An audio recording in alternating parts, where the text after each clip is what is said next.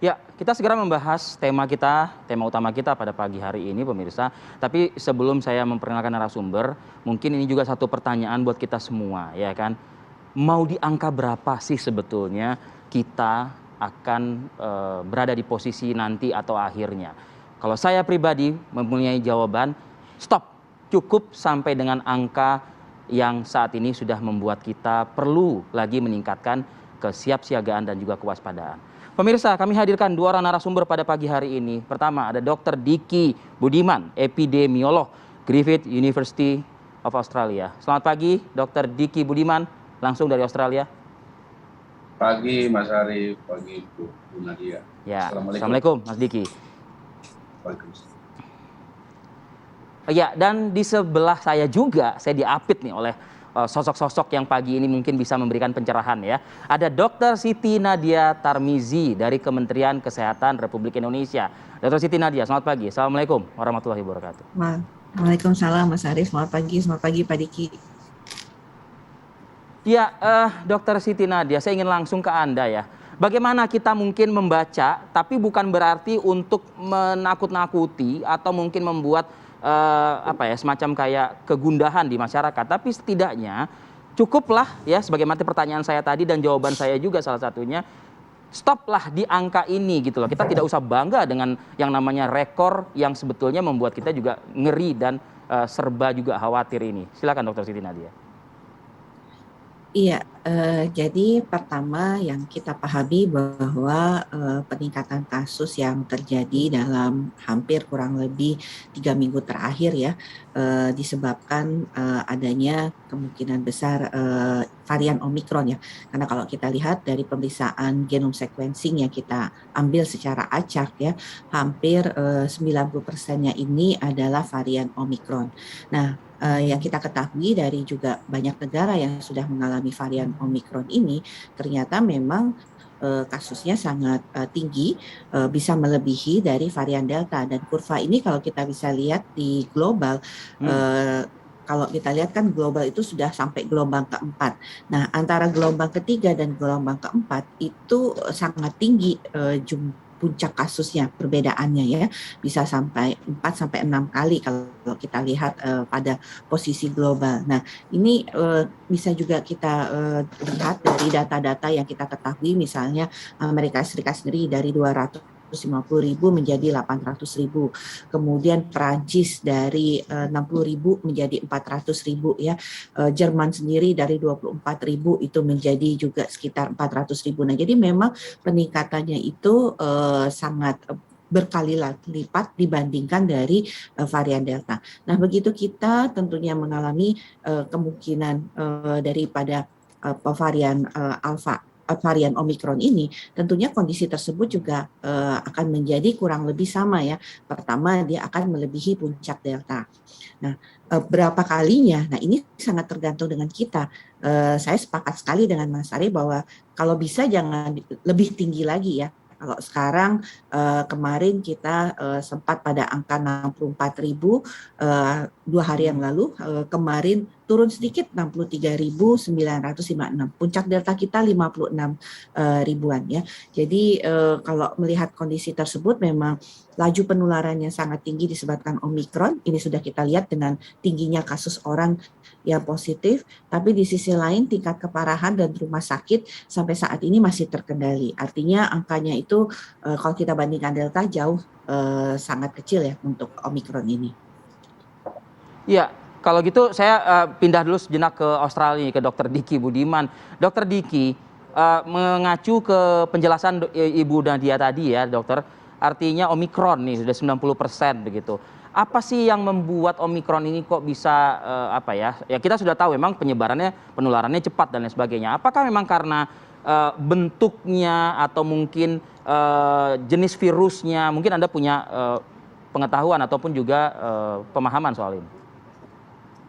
Pertama ya, sejak awal ketika November ini ditemukan pertama kali dan maksudnya dilaporkan ke dunia oleh Afrika Selatan, kita sudah melihat ada potensi bahwa varian ini yang akhirnya dinamai Omikron ini akan berpotensi memperburuk situasi pandemi karena kecepatannya dalam menginfeksi dan menyebar. Dan ini dipengaruhi karena ada mutasi ya, spike proteinnya yang 2 kali lebih banyak dari delta, yang membuat dia memungkinkan lebih mudah ya diterima oleh ACE2 reseptor kita, tubuh kita, dan akhirnya juga menginfeksi. Dan ada kelebihan lain dari mutasi ini yang membuat dia leluasa bersirkulasi bukan hanya di yang belum divaksinasi, tapi yang sudah divaksinasi. Ini karena kalau beberapa virolog mengatakan seperti memiliki kemampuan ninja ya, jadi antibodi kita nggak mendeteksi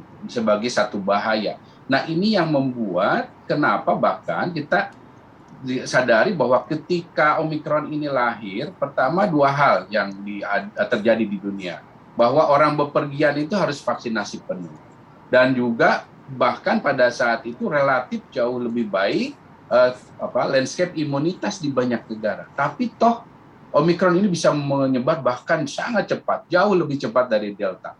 Artinya ini menunjukkan bahwa sekali lagi orang yang sudah divaksinasi memang saat ini belum bisa terproteksi 100% untuk tidak terinfeksi dan untuk tidak menularkan.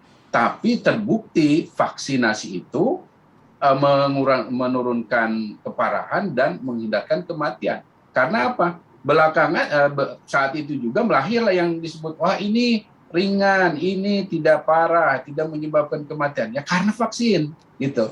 Jadi dari 4 manfaat vaksin, 2 terlihat terbukti ya tidak menyebabkan keparahan dan juga tidak menyebabkan kematian. Tapi 2 ini juga terbukti dari Omikron ini bahwa dia masih bisa terinfeksi. Maksudnya vaksinnya belum bisa betul-betul memproteksi dan belum betul-betul mencegah penularan. Nah, pada karakter virus atau patogen seperti ini ada yang disebut dengan istilahnya fenomena denominator, Mas Arief. Artinya, kalau dia cepat menular, cepat menyebar, maka jumlah orang yang positifnya, yang terinfeksi akan besar. Fenomena denominator ini membuat potensi orang masuk rumah sakit itu jadi lebih besar dibanding Delta. Orang nanti juga meninggal pun bisa lebih besar. Ini harus diwaspadai karena apa? Sebagai contoh, meskipun kematian COVID ini rata-rata 1%, tapi kalau misalnya Delta itu infeksinya 10.000, tapi kalau di Omikron bisa 50.000 karena kecepatan dia bisa 4-5 kali.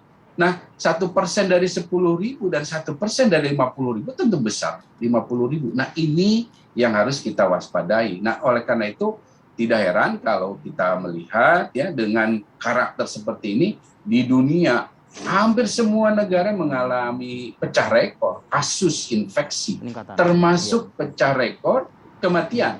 Ini yang harus kita waspadai. Karena apa? Banyak pihak, banyak juga kalangan abai. Jadi kematian ini sebetulnya bisa dicegah. Ya. Kematian ini sebetulnya bukan karena Omikron lebih parah dari Delta. Sebenarnya hampir sama. Semua varian ini hampir sama. Tapi pengabaian terhadap strategi, meremehkan, itu yang membuat akhirnya banyak orang akhirnya tidak terdeteksi, akhirnya telat ditangani. Nah ini bahkan di negara maju seperti terakhir Jepang ini meningkat. Bahkan di Denmark ya, yang mulai buka-buka meningkat. Termasuk di sini di Australia. Sebelum ada Omikron, kematian itu sedikit, sekarang banyak. Nah ini yang artinya pesan pentingnya tidak boleh mengabaikan, apalagi meremehkan.